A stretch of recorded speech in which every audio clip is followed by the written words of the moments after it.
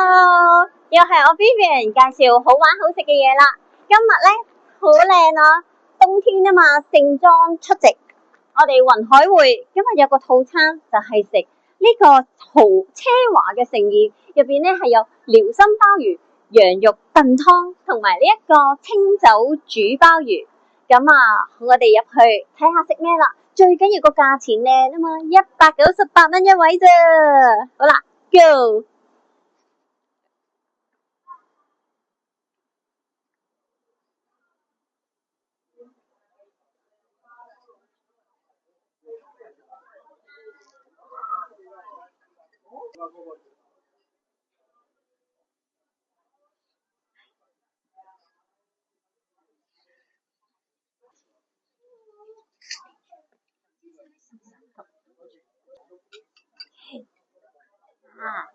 哇！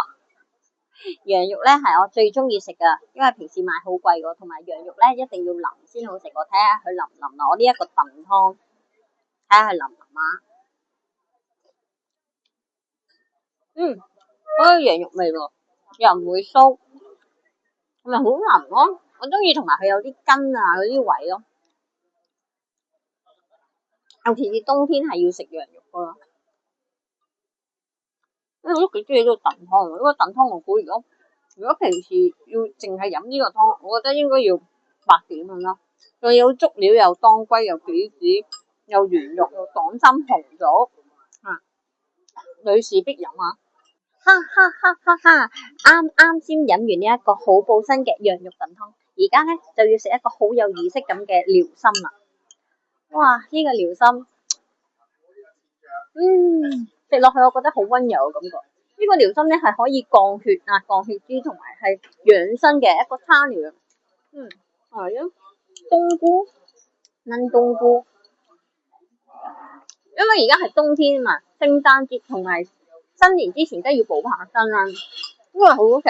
跟住就食咩？食鮑魚。呢個咧鮑魚係唔會肥嘅，同埋咧係凍食嘅呢個鮑魚。呢個係用清酒整嘅鮑魚啦。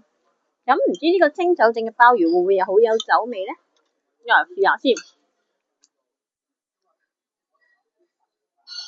其實呢啲咧，我覺得咧好啱女士一定帶佢嚟食，同埋屋企人一定要食，因為又唔熱氣喎，最怕係熱氣啊嘛。